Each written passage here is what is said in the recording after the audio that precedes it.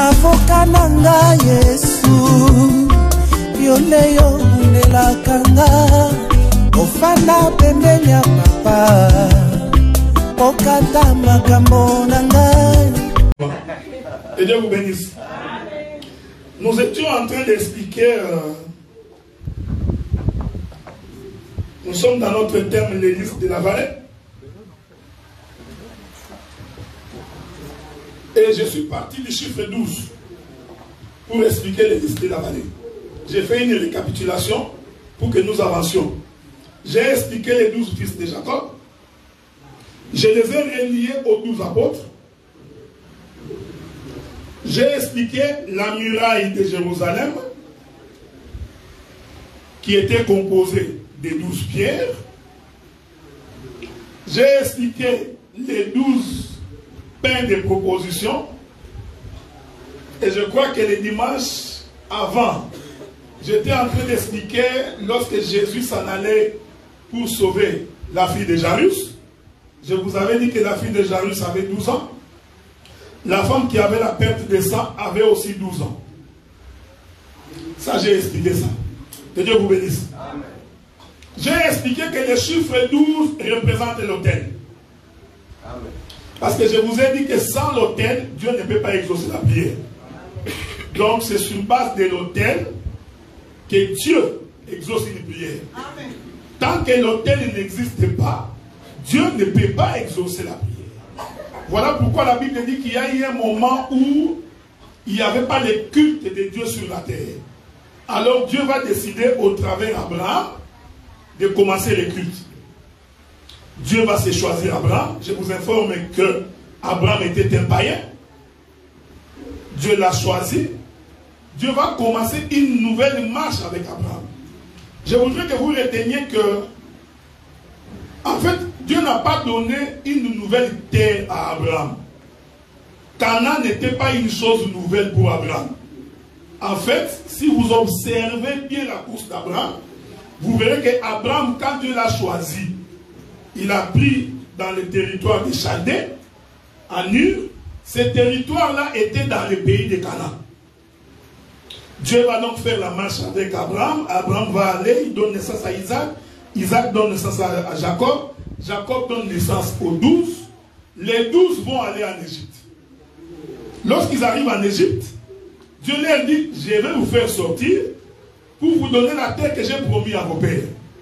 Mais en réalité, Dieu n'a ramené Israël que sur le territoire où il avait tiré Abraham.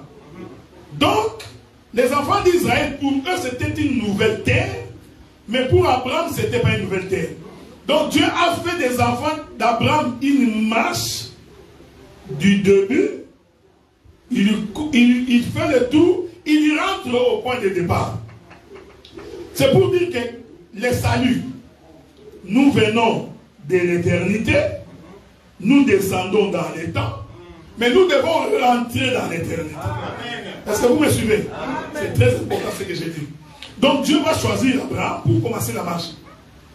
Et je vous avais dit, lorsque Dieu s'est choisi Abraham, le problème de Dieu, c'était Isaac. Alors l'Écriture dit que Dieu vient visiter Abraham. Pendant qu'il visitait Abraham, Dieu mange. Parce que nous prêchons un Dieu qui mange. Et quand il mange, il doit parler. Alors Dieu va dire, cacherai-je quelque chose à Abraham? Certainement qu'il deviendra grand.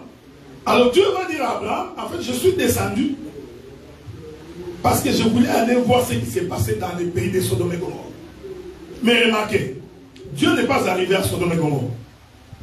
Dieu s'est arrêté chez Abraham. Il a envoyé les deux anges. Mais pourtant, Dieu a dit à Abraham, je suis descendu pour voir ce qui se passe dans les pays de Sodome et Gomorrhe. Mais Dieu, lui, il est resté avec Abraham. Les deux anges sont allés dans les pays de Sodome et Gomorrhe. Donc nous comprenons que les deux anges-là représentent les deux yeux de Dieu. Parce qu'il fallait que Dieu voie.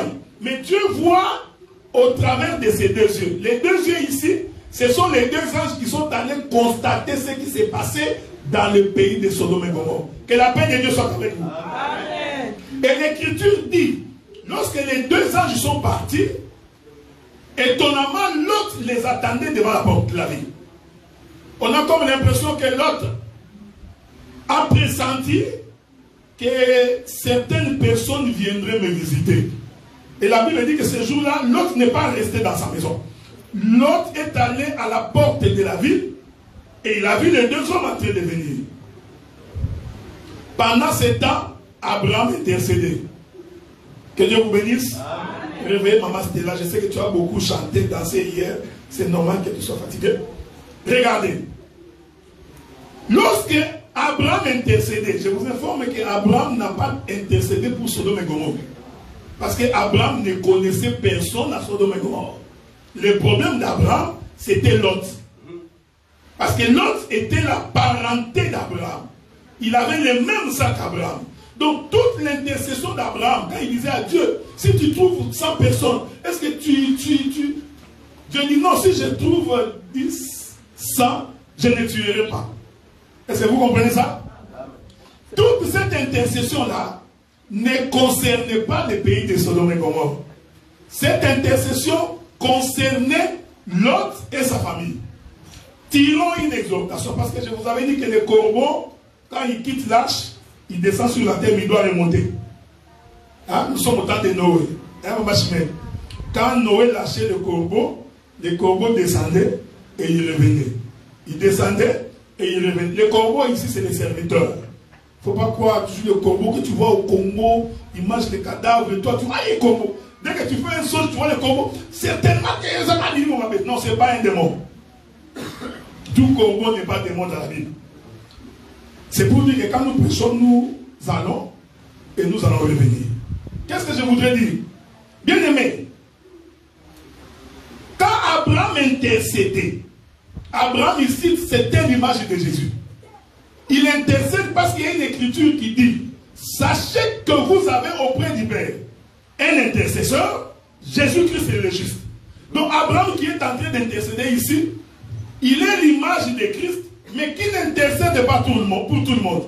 Jésus n'intercède que pour ceux qui sont ses enfants. Est-ce que vous me voyez? Donc toute la prière de Jésus en réalité te concernait. Le souci de Dieu c'était toi. Dieu ne se souciait pas de Sodome et Gomorrhe. Son souci c'était que Lot, qui a le même sac qu'Abraham, soit sauvé. C'est pourquoi dans Jean chapitre 17, l'écriture dit, Jésus dit, Père, ils étaient à toi, tu me les as donnés. Je les confie entre tes saintes mains. J'ai pris parce que je les laisse dans le monde, mais ils ne sont pas du monde. C'est pour eux que j'ai pris. Donc Jésus ne priait pas pour tout le monde. Il priait pour ceux qui sont ses enfants. Parce qu'il a dit ceux qui étaient à toi, tu me les as donnés. Est-ce que vous voyez ça, frère? Cela veut dire que pour que Dieu défende ta cause, pour que Jésus intercède dans ta faveur, il faut premièrement que le Père puisse t'amener vers Jésus. Que tu deviennes d'abord fils dans sa maison. Ainsi, quand tu auras la prière, ça sera en ta faveur. Donc, vous comprenez que quand vous n'entrez pas encore en Christ, Dieu n'intercède pas pour vous. Votre prière est une abomination. C'est pourquoi la Bible dit quiconque éloigne la loi de Dieu de sa bouche, sa prière est une abomination. Donc pour que Dieu exauce ta prière, je voudrais dire ça, il faut premièrement que tu deviennes fils dans la maison de Dieu. C'est pourquoi, regardez, quand les deux anges arrivent dans le pays de Sodome et Gomorrhe, la Bible dit que la première chose qu'ils ont fait, pendant que l'autre était en train de discuter avec les gens de la ville, les anges vont les tirer dans la maison. Tirer l'autre dans la maison, c'est pour dire, pour être sauvé, il faut entrer dans la maison. Est-ce que vous me voyez là? Si vous n'entrez pas dans la maison, il n'y a pas de salut. C'est pourquoi Dieu avait dit à Israël, le jour où vous mangerez l'agneau, que chacun soit à l'intérieur de la maison. L'agneau ne se mange pas dehors. Donc pour manger l'agneau, il faut entrer. Ici, nous voulons dire que la maison, c'est la parole. Tant qu'on n'est pas dans la parole, on est la proie de l'ennemi. C'est pourquoi Dieu a dit, quand l'ange exterminateur passera, tout celui qui sera en dehors de la maison, celui-là il va trouver la mort. C'est-à-dire que si par mégarde, tu te trouves dehors, toi le fils premier-né, tu mourras. Donc pour que la maison soit sauvée, il faut entrer dans la maison. je voudrais exhorter, frère. C'est-à-dire que si tu voudrais que la main de Dieu intervienne dans ta vie, il faut que tu acceptes d'abord d'entrer dans la maison. Amen. Entrer dans la maison veut dire qu'il faut laisser le monde. Est-ce que vous me voyez, frère? Je vous avais dit que nous allons faire la différence dans ces pays et dans cette ville. Il faut que l'église de Saint-Démorel soit tout à fait différente dans le comportement et dans la manière de vivre. Amen. Nous prêchons pour que les gens quittent d'abord, qu'ils entrent dans la maison. Et quand vous entrez dans la maison, j'aime ça, il faut que la porte soit fermée. Que Dieu vous bénisse. C'est pourquoi vous allez voir que même pour créer Adam, Dieu a fait entrer Adam dans la maison. J'aime ça. Regardez. Quand Dieu regardait la terre, Dieu avait vu Adam. Mais Adam, comme poussière, Adam était éparpillé. Est-ce que vous me voyez? C'est ce que nous étions tous dans le monde. Éparpillés. Mais quand Dieu regarde, il voit un Adam éparpillé dans le monde. Qu'est-ce que Dieu fait? La Bible dit qu'il doit rassembler la poussière. Donc le rassemblement là, c'est tirer du dehors vers la maison. Est-ce que vous voyez ça? Donc il sépare Adam des autres poussières. Cette séparation-là, c'est ce que j'appelle faire entrer dans la maison. Et quand il entre dans la maison, alors Dieu va souffler dans les narines d'Adam. Tant que tu es dehors, Dieu ne souffle pas en toi. Tant que tu es dehors, Dieu ne peut pas venir à ton secours. Dieu pour secourir son peuple, ce sont des choses que vous deviez retenir parce que ce sont les élémentaires, les élémentaux de la Bible. C'est-à-dire que Dieu ne peut pas agir dans la vie de quelqu'un qui vit encore dans les péchés. Amen. Tu es en train de chercher un document dans ce pays. Je t'informe que si tu continues à vivre dans les péchés et que tu penses que Dieu est un féticheur, tu te trompes. C'est pourquoi il y a une écriture qui dit, Israël, quand je parlais, tu te moquais de moi. Quand je voulais te rappeler ma voix, tu t'es dit, oh, on s'en fout de Dieu. Maintenant que tu es en difficulté, Dieu dit, je vais aussi te tourner le dos. C'est pourquoi l'écriture dit, pendant que la grâce circule encore, quand vous écoutez sa voix, n'endurcissez pas le cœur. Je voudrais rappeler aux saints que Dieu n'est pas un féticheur. Dieu, c'est un Dieu de principe. Amen. C'est un Dieu de principe. Il ne peut pas te sauver tant que tu vis dans le monde. Non, il ne te dit pas. Ça ne le concerne pas. Amen. Tu continueras à crier, tu vois, je n'ai pas du travail, je ne me marie pas. Examine tes voies. Est-ce que vous me comprenez, hein? C'est lui qui veut se marier, je vous avais dit ça. Même si l'âge est avancé, tu as la capacité de te marier. Amen. Mais marie-toi selon les règles. Amen. Non, tu vois, j'ai déjà eu des enfants. Maintenant, tout homme qui va venir, viens, on va habiter ensemble. Ça, c'est contre la parole de Dieu. Amen. C'est la vérité. Celui qui a la vie de Dieu, il ne désespère pas. Amen. Parce que tant que l'Éternel est vivant, frère, restez attaché à la parole. Amen. Je t'informe que l'homme va venir. Est-ce que vous me voyez, frère? Amen. Et puis, quand l'homme vient, hein, il faut choisir un chrétien. Non, non, tu vois, moi j'aime des hommes qui sont avec des gros ventres. Non, moi non, fais-lui manger les fous, il aura un gros ventre. Donc, moi j'ai toujours dit ceci. Une bonne sœur en Christ ne peut pas refuser un frère en Christ. Amen. Une bonne sœur en Christ ne peut pas refuser un frère en Christ. Ça quoi, tu vas tomber sur un bandit qui n'a pas peur de Dieu. Pharaon a dit à Moïse, qui est Dieu pour que j'obéisse à sa voix? Quand tu as un frère païen, comment tu vas lui dire qu'obéir à la parole? Ça ne te concerne pas. Il va te taper, tu viendras s'il est gonflé. Oh, passe ta prière pour nous. Non, non, non, non, ça c'est ça, c'est ta croix. Arrête.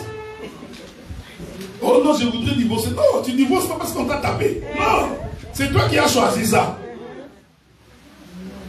Nous insistons pour dire la vie de Christ. Je vais dire une chose. Vous savez, Dieu n'est pas fou, hein. Il croise Moïse. Il dit, Moïse, j'ai entendu les cris qui font pousser les oppresseurs à mes enfants. Je suis descendu pour les délivrer. Dieu est descendu, hein. Que Dieu vous bénisse. Quand Dieu descend, il est avec Moïse. Mais remarquez que Dieu n'est pas arrivé dans les pays d'Égypte. Il a dit, j'ai vu la souffrance de mon peuple. J'ai entendu les cris que les font pousser les oppresseurs. Moi, Dieu, je suis descendu pour les délivrer. Mais regardez, Dieu n'est pas arrivé en Égypte. Tout comme au temps d'Abraham. Il descend pour aller voir, mais il n'arrive pas. Dieu ne change pas le système, frère. Il envoie toujours ses serviteurs. Amen, amen, amen. Pendant que nous prêchons ici, c'est Dieu qui est en train de débattre. Il croise Moïse, il dit, Moïse, je vais t'envoyer... Moïse, je vais dire une chose ici. Bon, écoutez, frère, je ne sais pas. Il y a une écriture dans... Je crois que c'est Actes des Apôtres, chapitre 7. Actes des Apôtres, chapitre 7. Attendons si je peux trouver cette écriture-là. Actes des Apôtres, chapitre 7. Le verset 21, je crois. Souffrez, hein? Voilà. Prenez Actes des Apôtres, chapitre 7, le verset 21. La Bible dit ceci. Quand il eut été exposé, la fille de Pharaon le recueillit, il s'agit de Moïse, l'éleva comme un fils. Moïse fut instruit dans toute la sagesse des Égyptiens. Il était puissant en parole et en œuvre. Que Dieu vous bénisse. Un ministre de Dieu doit être un homme instruit. Il ne faut pas lui dire, non, tu vois, Pierre était un pécheur, des hommes sans éducation. Non. Quelqu'un qui n'est pas instruit ne peut pas écrire le livre de 1 Pierre comme ça. Quand tu lis 1 Pierre, tu trouves que c'est un idiot qui a écrit ça. Dieu a instruit ces gens-là. Pendant les 3 ans et demi, Christ était en train de les instruire. Maintenant, regardez. La Bible dit que Moïse était un homme instruit. Mais pourquoi j'ai pris cette écriture? Parce que la Bible dit qu'il était puissant en parole et en acte. C'est-à-dire que quand Moïse parlait, je voudrais dire ceci. Il y a des versions qui disent que Moïse était un homme éloquent. Est-ce que vous me suivez? C'est pourquoi j'ai toujours contesté les gens qui ont toujours dit que Moïse bégayait. Que le bégayement de Moïse, c'était du genre quelqu'un qui bégaye comme on bégaye. Non. Parce que Moïse a dit ceci. Éternel Dieu, j'ai la langue embarrassée. Quelqu'un a interprété que c'est bégayer. J'ai fouillé toute ma Bible. Le terme bégayement n'existe pas. C'est un terme qui se trouve dans les brochures de Branham. Ce terme-là. Mais la Bible n'a jamais dit que Moïse bégayait. La Bible dit que Moïse a dit j'ai la langue embarrassée. Il faut maintenant comprendre qu'est-ce que Dieu entend par la langue embarrassée. Dieu lui-même répond. Il dit, mais puisque toi, tu as la langue embarrassée, voici Aaron, ton frère, il va te servir d'interprète. Ah, nous comprenons maintenant que le langage embarrassé de Moïse, c'est un parler caché. Parce que pour interpréter, il faut d'abord parler en parabole. Est-ce que vous me suivez? Amen. Je vais aller doucement. Les disciples posaient la question à Jésus. Pourquoi leur parles-tu en parabole? Jésus répond. Pour qu'en parlant en parabole, ils ne comprennent pas et qu'ils ne saisissent pas. Qu'ils ne se convertissent pas pour que je ne les sauve pas. Oui. Mais à vous, ce que j'ai dit dehors comme en parabole, ici chez vous, je l'explique clairement. Est-ce que vous voyez ça? Donc Jésus en lui-même va présenter les deux sacerdoces. Il représente Moïse quand il est dehors, il parle en parabole. Mais quand il est devant les disciples, il devient Aaron. Amen. Parce que c'est Aaron qui interprète. Suivez-moi. Donc Dieu voulait dire ceci. S'il y a quelqu'un qui peut comprendre Moïse, il n'y a qu'Aaron. Parce que c'est Aaron qui peut interpréter. C'est-à-dire que si vous amenez un autre frère de Moïse, ou un autre frère qui vient de Juda ou de Lévi, celui-là ne comprendra jamais Moïse. Même s'il est son frère, ne peut comprendre le langage embarrassé de Moïse qu'Aaron. Vous voyez ça? Oh, quand vous lisez les livres des gens, le Seigneur dit ceci. Tout ce que je vous ai dit ça en parabole. Quand le Saint-Esprit viendra, lui, il vous dira clairement ce que j'ai dit en parabole. Donc nous comprenons que le Saint-Esprit, c'est Moïse. Non, c'est Aaron.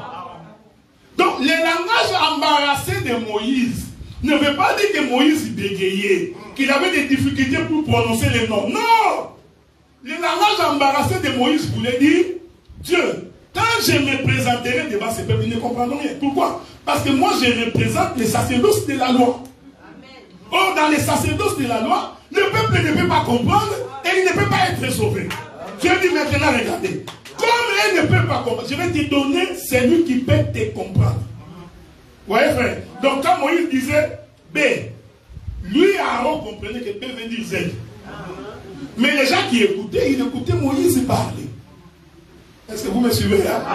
Donc, le langage embarrassé de Moïse ne veut pas dire que Moïse bégayait physiquement, non.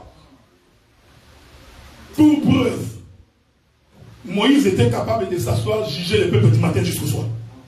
Vous avez dit ça, non? Bon, dis-moi comment quelqu'un qui aura des difficultés pour parler à un peuple de sortir, que le peuple ne comprendra pas, mais qui soit capable de rester du matin jusqu'au soir en train de juger le peuple. Donc c'est que le peuple entendait bien ce que Moïse disait. Donc quand Dieu dit ça de Moïse, en fait Dieu explique à la fois deux sacerdoces. Il dit en fait, pourquoi vous irez deux? Parce que toi Moïse, tu vas représenter les sacerdoces de Moïse, c'est-à-dire l'ancienne alliance. Aaron va représenter la nouvelle alliance. Pour que le peuple soit sauvé, nous avons besoin de l'ancienne alliance et de la nouvelle alliance. Est-ce que vous comprenez? C'est pourquoi les deux anges sont allés dans les pays de Sodome et Gomorrhe, parce que les deux anges représentaient aussi deux sacerdoces, c'était Moïse et Aaron. C'est pourquoi le livre de Matthieu dit, quand Jésus envoie les disciples dans la maison d'Israël, il les envoie deux à deux. Parce que les deux représentaient Moïse et Aaron. C'est pourquoi Jacques dit que Moïse était un homme éloquent, puissant en parole. Maintenant, regardez, Dieu dit que je suis descendu, mais Dieu ne descend pas. Qu'est-ce que Dieu fait? Dieu lui va s'arrêter là-bas. Il va envoyer Moïse et Aaron, qui sont les deux yeux de Dieu. Moïse et Aaron arrivent. Je vais attirer ton attention. Pourquoi j'ai dit que Dieu ne peut pas t'exaucer tant que tu ne t'es pas converti? Ne viens pas à l'église parce que tu cherches le mariage. Ne viens pas à l'église parce que tu cherches des papiers. Parce que tu seras très déçu. Tu seras très très déçu. Parce que tu attends quand tu auras ton papier, tu vas disparaître dans cette vie. On va commencer à te chercher. L'homme a des papiers, il est tout le temps à Pucantuca, là-bas en Italie. Il est dans les plages en train de regarder les femmes à demi-nues. Dieu te voit. Il dit un type comme ça, je ne peux. Regarde les projets que tu fais. Les jours j'aurai les papiers dans ce pays. Les gens de Luanda vont me sentir. Je descendrai en Angola. Ils verront Tommy de la tête aux pieds. Dieu est en train de regarder et dit, mais cet homme il se moque de moi. Donc lui vient prier pour avoir les papiers, pour aller prouver aux autres qu'il existe. Dès que j'aurai les papiers, frère, vous allez sentir. Je vous avais dit la fois passée ici que le jour où moi j'ai eu la nationalité canadienne, j'ai compris que Dieu me l'avait donné pour prêcher l'évangile. Je vous ai dit, ce n'est pas pour aller me promener. J'ai compris que Dieu me l'a donné pour l'évangile. Et pour l'évangile, je n'hésite pas. Nous travaillons. Donc ne fais pas un projet. Ça, je voudrais te rassurer. Attache-toi d'abord à Dieu. Amen. Ne viens pas ici parce que tu cherches un intérêt quelconque. Tu ne l'auras pas. Tu ne l'auras pas, frère. Tu ne l'auras pas. Attache-toi là-bas. Dieu dit, allez vous deux, allez vous deux. Quand ils sont arrivés en Égypte, je vais vous dire ce qui s'est passé en Égypte. Il y a beaucoup de choses à dire ici, mais courons très vite. Parce que je vais finir avant que les pasteurs ne me grondent encore. Regardez. Deutéronome chapitre 33. La Bible dit que toi, Moïse, je t'ai fait Dieu pour Israël. Il y a une autre écriture qui dit Moïse était roi en Israël. Que Dieu vous bénisse. Amen. Or, le roi, c'est la tribu de Juda. Donc, Dieu avait dit en d'autres termes à Moïse, Moïse, toi, tu es Juda. Pourquoi? Parce que c'est lui qui lead dans le combat. C'est un lion. Le lion, c'est un animal qui ne recule pas devant le combat. C'est un animal puissant. C'est pourquoi nous l'identifions au lion de la tribu de Juda. c'est celui qui est en train de vaincre nos ennemis. Est-ce que vous me suivez, hein?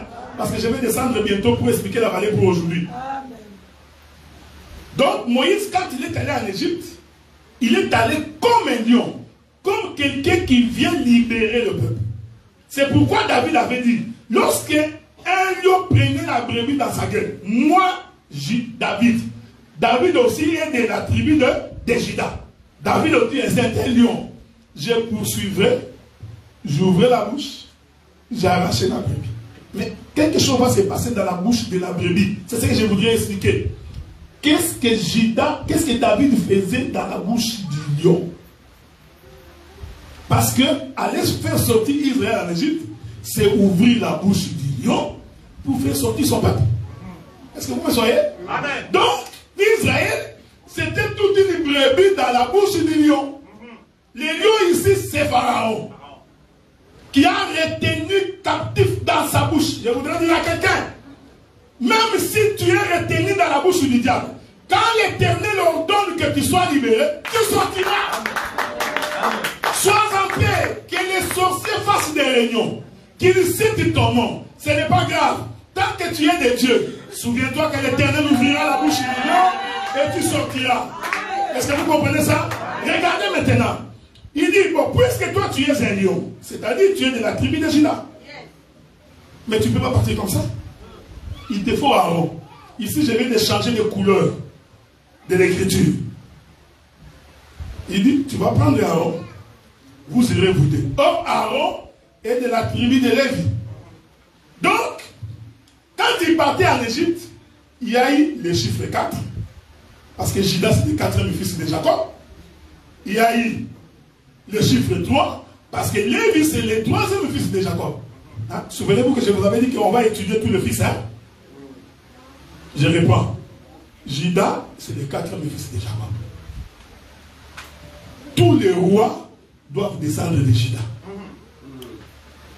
À part Saoul, qui était de la tribu de Benjamin. C'est pourquoi Dieu ne l'aimait pas. Dieu ne l'avait même pas choisi. Je vous informe que Dieu n'a jamais choisi Saoul. Saoul, c'était le roi réclamé par le peuple. Nous voulons avoir un roi comme les autres nations. Pourquoi dans d'autres églises, il y a une chaise pour maman pasteur et papa pasteur? Pourquoi chez nous, il n'y en a pas? Nous allons mettre la chaise de maman pasteur. Hein? Vous avez regardé dehors. C'est quoi cette affaire-là? Dans toutes les églises, nous, quand on va prier, nos mèches, jusqu'au dos, cabello. Il y a une mèche qui est sortie ici qu'on appelle la gloire. Maman, est-ce qu'elle n'est pas là? Elle n'est pas là. La gloire. Pourquoi chez vous, quand nous venons prier, il faut se voiler? Ah, vous avez regardé dehors. C'est ce qu'Israël faisait. Il regardait, oh, là-bas, il y a un roi. Nous voulons aussi un roi ici. Bien aimé, dans les choses de Dieu, nous ne regardons pas ce qui se fait ailleurs. Nous regardons ce que disent les Écritures. L'Écriture dit qu'une femme, pendant le moment de prière, doit se voiler la tête. C'est l'Écriture. Nous n'avons pas le choix. Sinon, nous aussi, les hommes, on va commencer à entrer avec les chapeaux. Bon, prenons un exemple. Je prêche avec les chapeaux. Même vous-même, vous allez trouver que... C'est quoi cette affaire? C'est dans la même écriture hein, que l'homme qui se couvre la tête pendant la prière déshonore Dieu parce que c'est une honte, mais la femme qui prie sans se voiler, elle aussi n'obéit pas à la parole. Donc vous ne voulez pas porter, mais si nous portons le chapeau, vous allez vous fâcher. Non. Ne regardez pas ce qui se passe derrière. Amen. Est-ce que vous voyez ça? Amen. Le salut se trouve dans les principes de Dieu. Amen. Accroche-toi à ces principes, Dieu t'honorera. Amen. Alors Dieu regarde et dit, bon, Moïse, toi tu n'iras pas, tu vas aller avec Aaron. Je vous ai dit qu'Aaron c'est le troisième fils, Lévi. Donc ceux qui sont allés dans le pays d'Égypte, c'était Juda et Lévi. Parce que je t'informe qu'ils marchent toujours ensemble. Lorsqu'ils sont arrivés, quel est le travail de Juda? C'est celui qui délivre. Mais quel est le travail de Lévi? Il faut sacrifier. Tant qu'il n'y a pas de sacrifice, pas de salut. Tant qu'il n'y a pas de sacrifice, pas de liberté. C'est pourquoi Dieu a dit, allez avec cet homme ici. Parce que si Aaron n'est pas là, le peuple ne sortira pas. Parce que Aaron, lui, c'est le sacrificateur. Alors quand ils sont arrivés, je vous informe que Aaron a marché dans toutes les familles des enfants d'Israël. Parce que la Bible dit, dans chaque maison, vous prendrez un agneau ou un chevreau, vous allez l'égorger. Donc nous comprenons que dans chaque maison, il y avait un sacrificateur. Parce que tu ne peux pas tuer l'agneau si tu ne l'égorges pas. Donc dans chaque maison, Aaron était représenté parce qu'Aaron c'est le sacrificateur. Est-ce que vous comprenez? Pendant ce temps, Moïse attendait, c'est-à-dire Judas attendait. Judas disait, je ne peux pas, si le sacrifice n'est pas encore obtenu.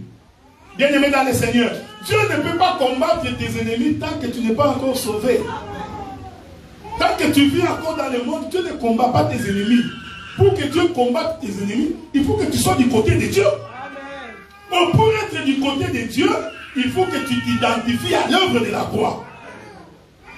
Cette œuvre de la croix, ici, est symbolisée par Aaron.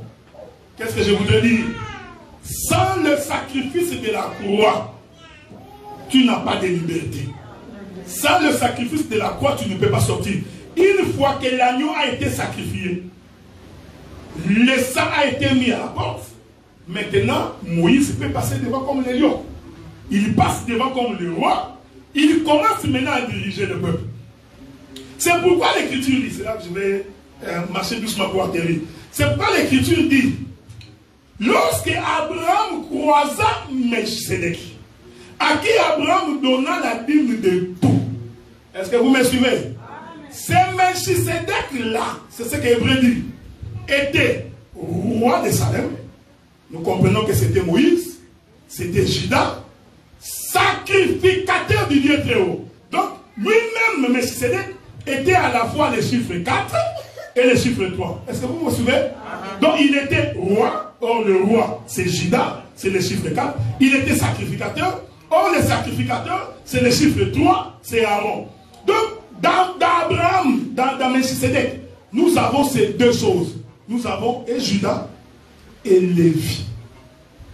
C'est-à-dire, sans le salut, sans l'expiation du péché, le peuple ne peut pas être sauvé. Ce qui fait que Dieu puisse te soutenir, que Dieu te donne ce que tu veux, il faut d'abord que tu sois dans le camp de Dieu. Amen. Il faut premièrement que l'agneau de Dieu soit sacrifié dans ta vie. Et si le Seigneur combattra pour vous. Maintenant, prenons le livre de 1 Samuel. C'est là qu'on va finir. Prenons le livre de 1 Samuel. Nous allons lire une écriture. Je vais expliquer la vallée. Parce que notre thème, comme vous savez, c'est les listes de la vallée. Commençons par introduire la vallée. 1 Samuel, le chapitre 17. Le chapitre 17. Je vais commencer par le premier verset. La Bible dit ceci. Les Philistins réunirent leurs armées pour faire la guerre. Ils se rassemblèrent à Soko, qui appartient à Juda. Que Dieu vous bénisse. Amen, amen. Ça, nous sommes en train de parler du combat de Goliath et David. Ce sont des choses que vous connaissez, mais soyez en paix. Vous verrez une nouvelle couleur. Ils ne se sont pas réunis ailleurs. Hein? Ils se sont réunis dans les territoires de Juda. Les Philistins réunirent leurs armées pour faire la guerre. Et ils se rassemblèrent à Soko, qui appartient à Juda. Ils campèrent entre Soko et Azeka, à Éphès, d'Amin. Saoul et les hommes d'Israël se rassemblèrent aussi. Ils campèrent dans la vallée de Térebent. Ils se mirent en ordre de bataille pour les Philistins. Verset 3. Les Philistins étaient vers la montagne d'un côté. Je continue. Et Israël était vers la montagne de l'autre côté. La vallée les séparait. Que la paix de Dieu soit avec vous. Le jour où Israël combattait Goliath, l'Écriture dit que ce combat-là était bizarre parce que il y avait Israël sur une montagne, il y avait aussi les Philistins sur une autre montagne. Mais ce qui séparait les deux, c'était la vallée. La vallée par rapport à la montagne, c'est en bas. Est-ce que vous me suivez, hein? Amen. Il faut retenir ça, c'est très important. Amen. Donc ici, nous avons une montagne. J'aime ça. De l'autre côté également, nous avons une montagne. À l'intérieur ici, c'est la vallée.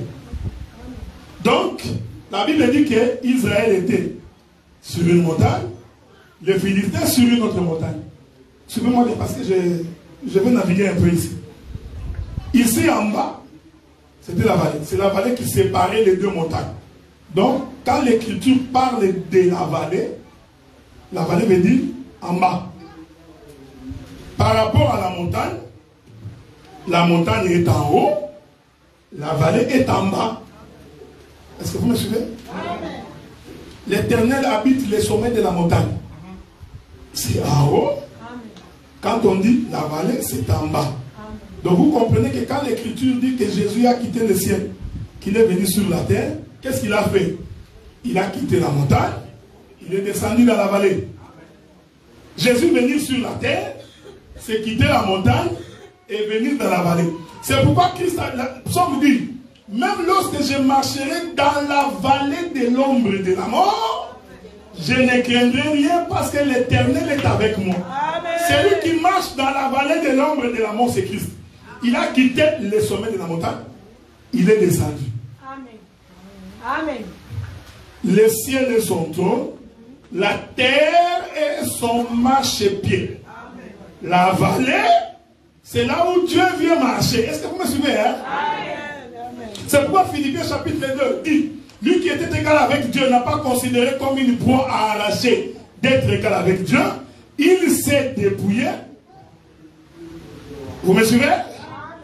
Il a pris la condition humaine et il est descendu. Suivez-moi bien, suivez-moi bien. Quand David vient pour combattre Goliath, l'Écriture dit que David va poser la question. Qu'est-ce qu'on fera à celui qui battra cet incirconcis? On dit non, non, non, le roi dit qu'il va lui donner sa fille. Donc j'ai compris que la fille de Saoul était déjà à l'âge de se marier, mais David était encore un petit enfant.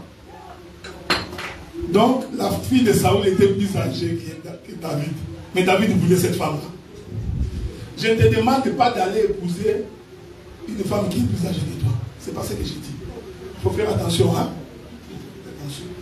Quand tu vas sortir ici, oh non. Toi, un petit de 18 ans, moi je vais prendre cette femme-là de 56 ans. Non. C'est pas ça. C'est un conseil que je te donne. Comme ton pasteur. Hein? Adam a été créé le premier, Ève ensuite.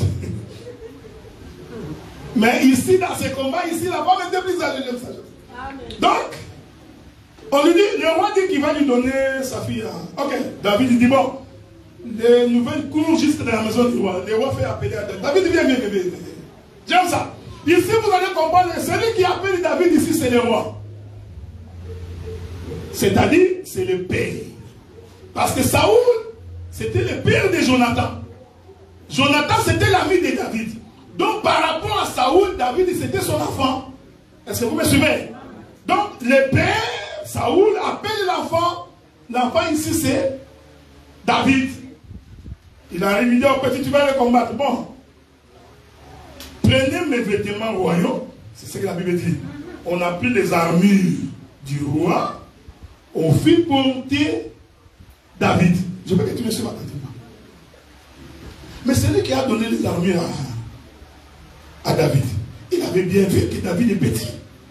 Hein? C'est comme moi, je prends mon pantalon, j'appelle ce petit, je lui dis, viens, je vais te faire porter mon pantalon. Il faut être fou.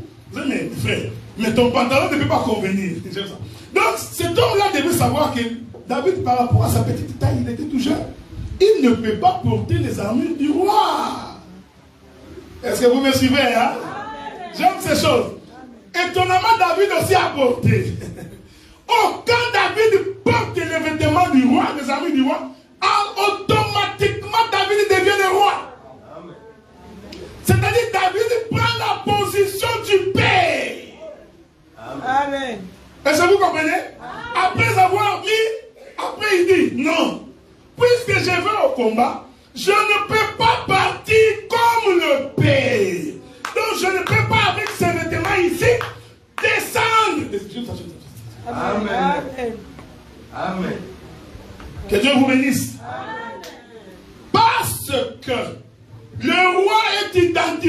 par son armure. Donc si David descendait avec ses vêtements, le peuple allait trembler. Mais c'est le roi. Est-ce que vous me suivez, hein? Donc le roi doit enlever ses vêtements parce qu'en tant que roi, il ne peut pas mourir. C'est pourquoi nous disons ceci. Quand tu veux faire un coup d'état à un président, il faut être sûr que tu vas l'avoir. Parce que si vous marquez le roi, toute ta famille est finie. On arrêtera ton oncle, ta tante, tes neveux. Des gens qui n'avaient rien à voir avec ça. C'est pourquoi en Israël, on ne mettait pas la main sur le roi par plaisir. Parce que le roi avait le pouvoir des vies et des morts. Donc David avait compris pourquoi je vais descendre avec ses vêtements. Les amis du roi. Parce qu'on allait craindre de nous lancer la flèche. Que Dieu vous bénisse, que Dieu vous bénisse. Amen. Vous savez. Donc je vais revenir là. Donc David doit quitter ici. Mais il s'est dit non. Je ne peux pas. Pourquoi? Parce que Philippiens dit, lui qui était égal avec le roi, n'a pas considéré comme il pouvait arracher. Il s'est débrouillé. Donc, qu'est-ce que David fait? Là, il est encore dans la maison du roi. Vous voyez ça? C'est-à-dire à la montagne. Il va enlever les vêtements. Il dit non. Ça là, je ne peux pas porter. Pour aller au combat, non. Pour aller au combat, il me faut un autre vêtement. Il me faut 5 pieds dans une gibecière. Que Dieu vous bénisse. Or, la gibecière est faite de la peau de l'animal. Souvenez-vous, hein? La gibecière est faite de la peau de l'animal. Il prend donc les 5 pieds, il met à l'intérieur de la poche de l'animal. En fait, celui qui descendait là, c'était tout un animal. Est-ce que vous me voyez? C'est pourquoi quand Jean-Baptiste l'a vu, il dit, oh, voici l'agneau de Dieu qui ôte les péchés du monde. Il avait mis un animal. Mais cet animal-là avait dans sa gibecière 5 pieds. Est-ce que vous me voyez? Je vais rentrer sur ce que je voulais dire ici quelque part. Regardez. Un jour, le roi d'Israël voulait aller combattre. C'est le roi Akab. Il appelle le roi Josaphat. Le roi Josaphat vient et dit, nous allons combattre pour gagner. Alors, Akab appelle ses prophètes. Tu as dit, tu iras en guerre, tu remporteras. Alléluia! Tout le monde prophétisait de la même manière. Il s'est trouvé un homme du nom du prophète Michel. Michel, lui, il n'était pas dans ce groupe-là. Que Dieu vous bénisse. Je voudrais vous informer que nous n'entrerons jamais dans ce qu'on appelle la pastorale de Montréal. Vous voyez l'association des pasteurs de Montréal. Nous n'allons pas entrer là-bas. Parce que cette histoire-là n'est pas de Dieu. Ils sont là pour se couvrir dans les péchés. Ils ne méditent pas la Bible. Les stratégies. Il y a un nouveau pasteur qui est arrivé dans la ville. Comment on fait pour les renverser? Michel n'était pas dans ce groupe-là. Josaphat regarde Akab et dit, ah, est-ce qu'il n'y a pas quelqu'un d'autre à part ces gens? Écoutez le roi Akab, il dit, ah, j'ai quelqu'un du nom de Michel. Mais Michel, lui, il ne dit jamais les biens me concernant. Vous savez pourquoi? Parce que Michel, il savait que Akab était un mauvais roi. Donc Michel était habitué à lui dire la vérité. Ce que tu fais là, c'est mauvais. Voler l'argent de l'offrande, c'est mauvais. Prendre la femme d'autrui, c'est mauvais. Escroquerie. Vous allez me supporter, je vais faire. Supportez-moi, j'ai pris le fils de votre pasteur. Quand tu remplis le formulaire que tu es en train de mentir, c'est mauvais. Nous avons des gens ici, ils sont mariés. Il va dire au gouvernement qu'on est divorcé. C'est du mensonge, c'est mauvais. Amen. Oh non, on va seulement dire qu'on est séparés. Comme ça, on va commencer à te payer comme parent monoparental. Tu auras beaucoup d'argent pour les enfants.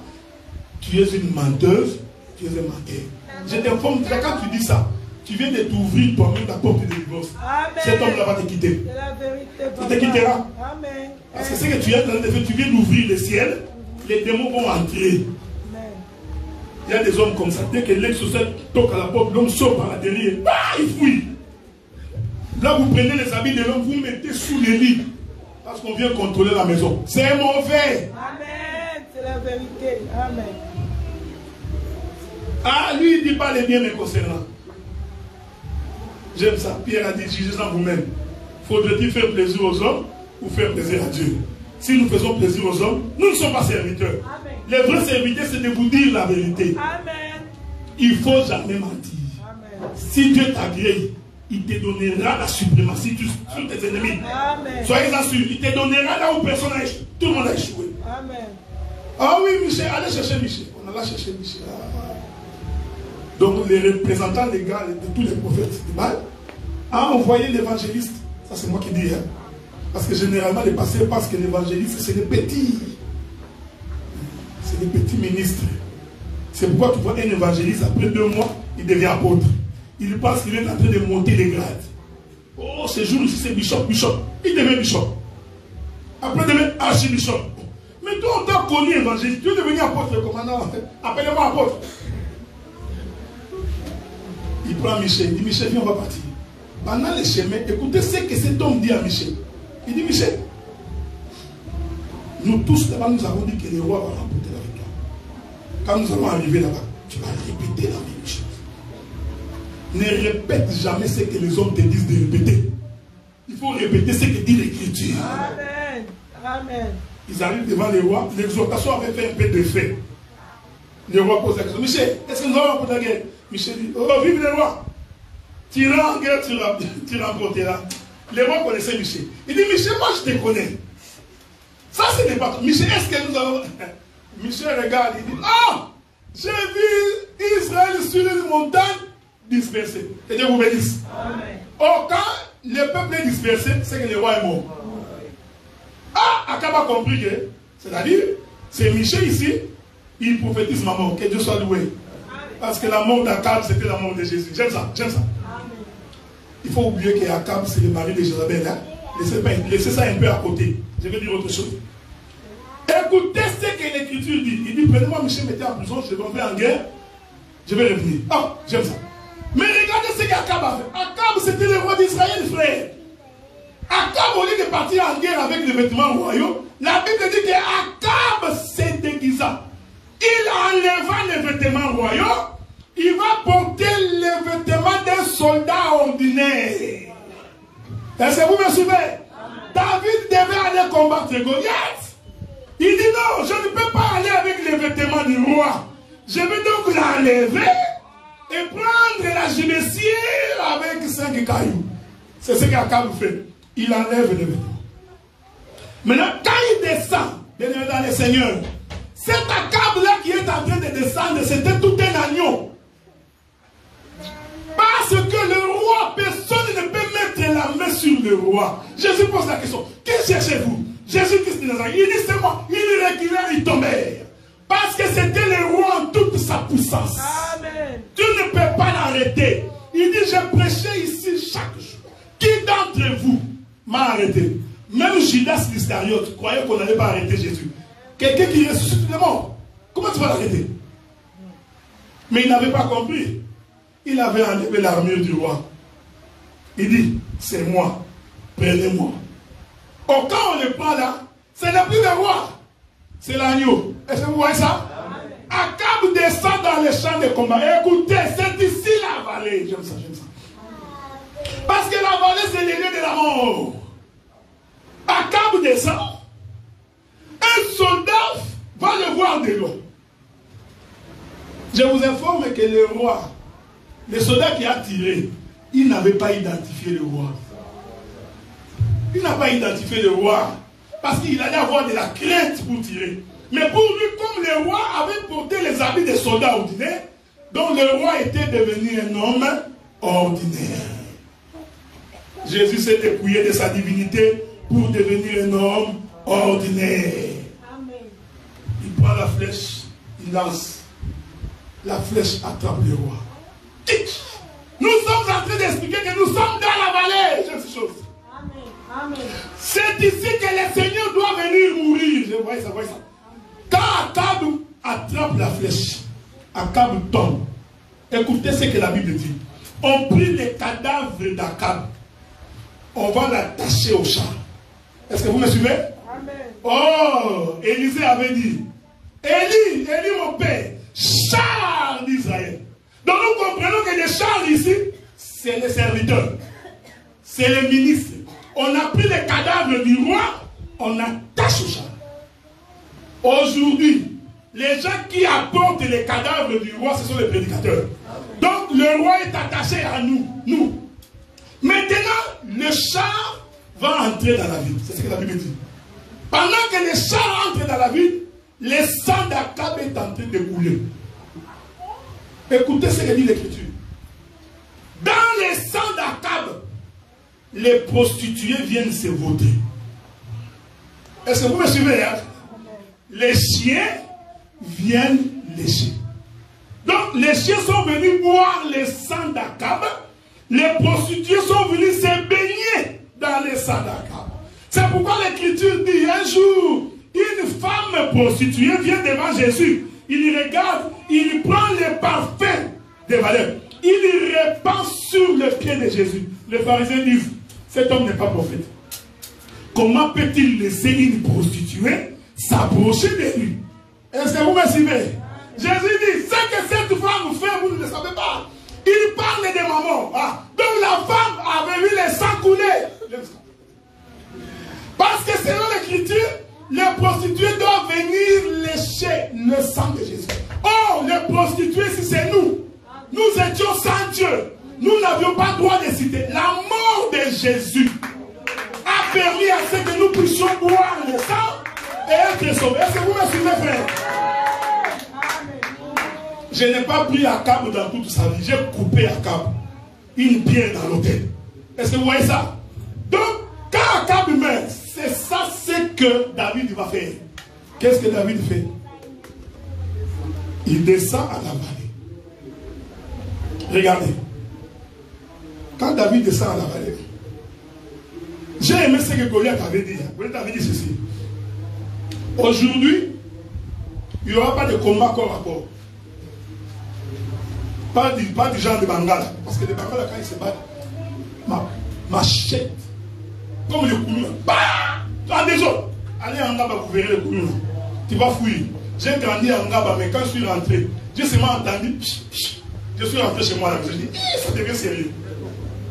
Goliath a dit non, aujourd'hui. Non. Il n'y aura pas le combat de tout le monde. Un seul. Contre un seul.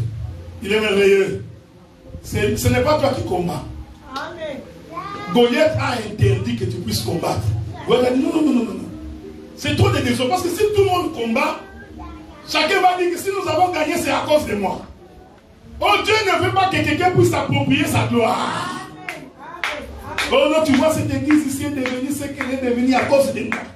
Si moi je n'étais pas là. Quand tu commences à parler comme ça, dis-toi que ta chute est proche.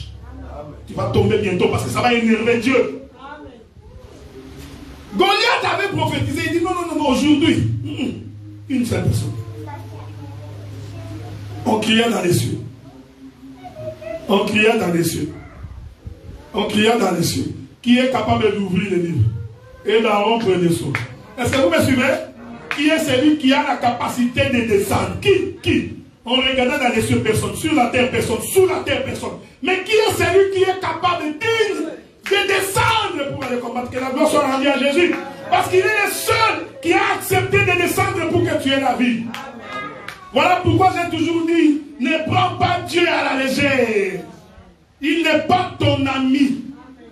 C'est un Dieu qui s'est sacrifié pour que tu aies la vie. Au devant de Dieu, on doit le servir avec crainte et tremblement. Amen. Parce qu'il est un Dieu puissant. Mais il a accepté de descendre. J'aime ces choses. Mais il descend où? L'Écriture dit, les Philippiens étaient sur une montagne et aussi sur une montagne. Le combat devait se faire sur la vallée. Or, vous comprenez que la vallée, c'est la terre. Est-ce que vous me suivez, hein? La vallée, c'est entre deux montagnes. C'est ici que l'hélice de la vallée. Donc, l'hélice de la vallée est une plante. C'est une plante qui doit germer de la vallée. J'aime ça. Quand on dit l'hélice de la vallée, on veut dire que c'est une plante qui germe, mais dans la vallée. Que Dieu vous bénisse. Amen. Donc, il doit germer ici, c'est la résurrection. C'est-à-dire, il descend sur la terre. Mais il doit germer, il doit sortir. Que la paix de Dieu soit avec vous. David descend, il coupe la tête de Goliath.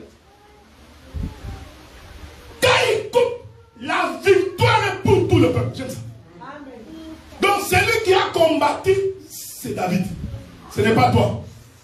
Toi, tu ne peux pas combattre. Amen. Toi, est-ce que toi, tu peux résister au diable? Vous vous faites une idée du diable, hein? Si Dieu t'ouvre les yeux que tu vois les diables, je crois que tu ne viendras même plus à la prière. Pendant que tu vas faire seulement les yeux, Dieu t'ouvre les yeux. Tu vois les diables ici à côté.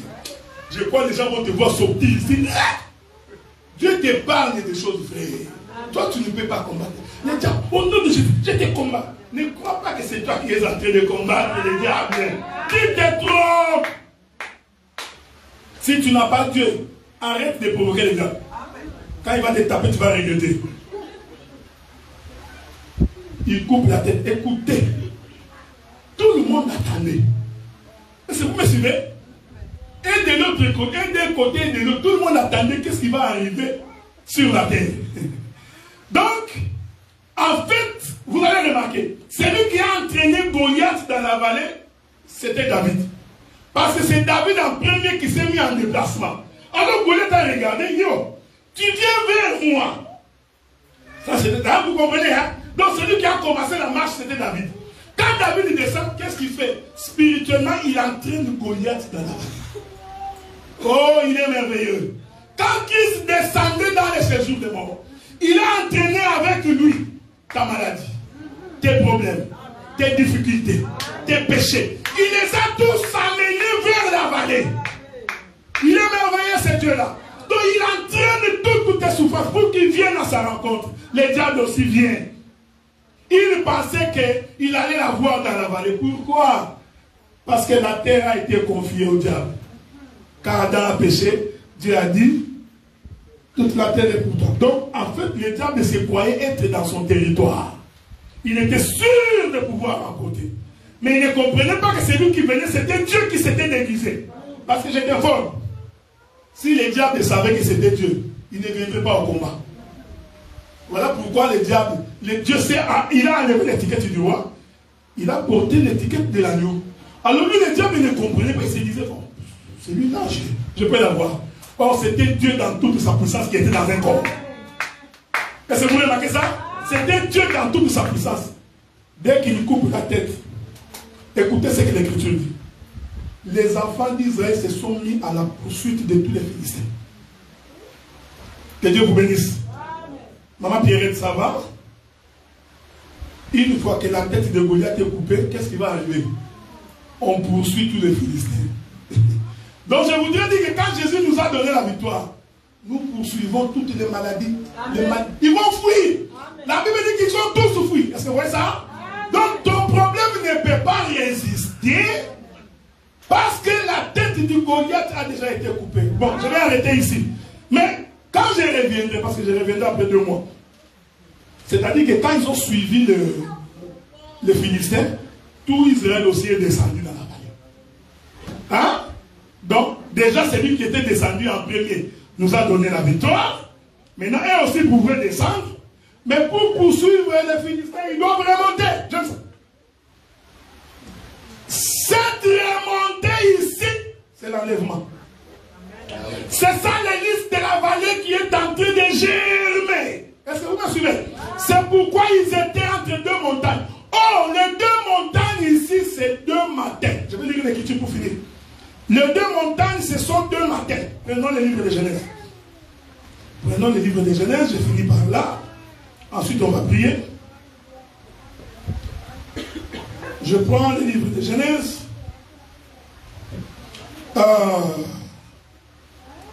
Le verset 5. Dieu appela la lumière jour et il appela les ténèbres nuit. Il y eut un soir, il y eut un matin. C'est puis le premier jour. Je saute pour votre instruction. Le verset 8. Dieu appela l'étendue du ciel. Ainsi, il y eut un soir, il y eut un matin. C'est puis le deuxième jour. À remarquer, pendant toute la création, Dieu a répété ces 2 termes. Il y a un soir, il y a un matin. Il y a un soir, il y a un matin. Est-ce que vous me suivez? Or, le soleil se lève le matin. J'ai une écriture dans le psaume qui me soutient. Le soleil se lève le matin à la montagne. On a parlé là. Quand Dieu sort de sa chambre, David il dit, il sort le matin. Est-ce que vous me voyez? Bon, quand David il dit ça, il explique que là où Dieu sort, qui est sa chambre, qui est le matin, c'est le ciel. C'est-à-dire, c'est la montagne. Nous disons, c'est un matin. Parce que c'est le matin que le soleil se lève. Amen. Nous comprenons que la vallée, c'est le soir. Parce que le matin et le soir, est-ce que vous me suivez? Je suis le passage. Or, quand nous faisons matin-soir, il doit poursuivre les Philistins hors la montagne. Donc nous comprenons cette montagne aussi, c'est un matin. Entre les deux matins, il y a le soir. C'est pourquoi l'Écriture dit, l'agneau de Dieu devait être immolé entre les deux soirs. Je reviendrai pour expliquer ces choses-là. J'ai conclu. Par la vallée, nous identifions l'œuvre de la croix. Amen. C'est là où le Seigneur est venu mourir. Or, pour que le Seigneur meure, il faut qu'il y ait l'autel. C'est-à-dire, ici, il y a 12 pierres. Sans l'autel, l'agneau ne peut pas mourir. Et quand le Seigneur meurt ici, il te donne la victoire sur tous les problèmes que tu as. Tu vas te lever maintenant. Nous allons nous lever. Il te donne la victoire sur tous tes ennemis. Le Dieu de gloire est descendu dans la vallée pour que toi, tu sois sauvé. Il est descendu pour que ce qui était impossible devienne possible. J'appelle le frère Josué. Pour que ce qui était impossible devienne possible. Pour que ce qui était dans les ténèbres vienne à la lumière. Le Seigneur a donc accepté de mourir et de ressusciter pour que toi, tu commences une nouveauté de vie. Il faut que toi aussi tu descendes dans la vallée, que tu meurs avec le Seigneur et que tu ressuscites avec le Seigneur. Que Dieu vous bénisse. Donc, nous allons prier. Puisque tu as compris que le Seigneur, en coupant la tête de Goliath, t'a donné la suprématie sur tous tes problèmes, sur la difficulté que tu pouvais avoir, sur la maladie que tu pouvais avoir, alors tu vas prier le Seigneur.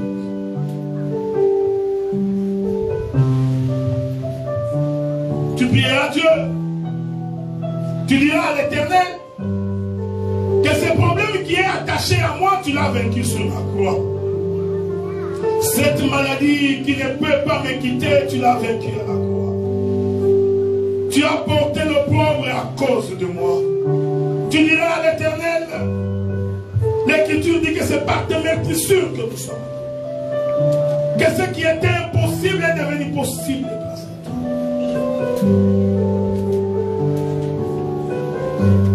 Pendant que nous chantons, toi tu vas prier. Recommande ainsi ton sort entre les mains de Dieu.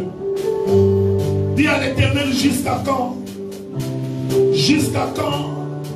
Jusqu'à quand ces problèmes perdurera? Jusqu'à quand cette maladie s'attachera à ma peau? Jusqu'à quand les portes seront fermées? Jusqu'à quand? Jusqu'à quand, Éternel Dieu, tarderas-tu pour venir me secourir? Jusqu'à quand, Éternel Dieu, tu descendras pour venir m'exiter? Je veux que tu pries le Seigneur et que tu recommandes ton sort entre les mains de Dieu. Prions dans le nom du Seigneur. Oh Jésus, Père de toute gloire, celui qui n'a ni commencement ni fin des jours, Éternel Dieu,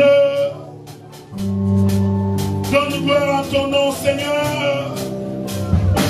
Que ce problème qui persiste soit l'objet de mon témoignage.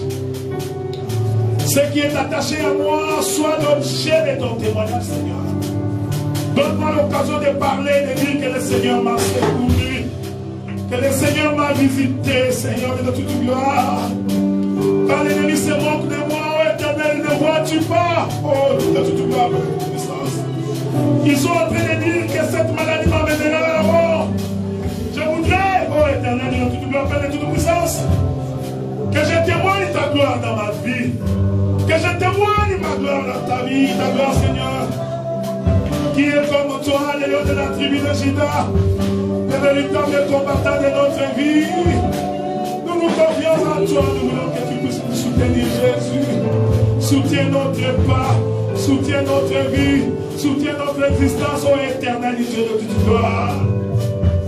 Oh Jésus, apporte la solution au problème que nous avons. la difficulté que nous avons. Nous implorons que tu interviennes, Seigneur. Interviens pour notre cas, oh Jésus-Christ. Que ce problème qui est au bureau du gouvernement, Seigneur, toute solution. Parce que cela a trop duré, oh Éternel de toute gloire. Et oh Père de toute puissance, Jésus, interviens pour nous, interviens pour notre cause, devant la cause de notre ennemi. Éternel Dieu, donne-nous la victoire.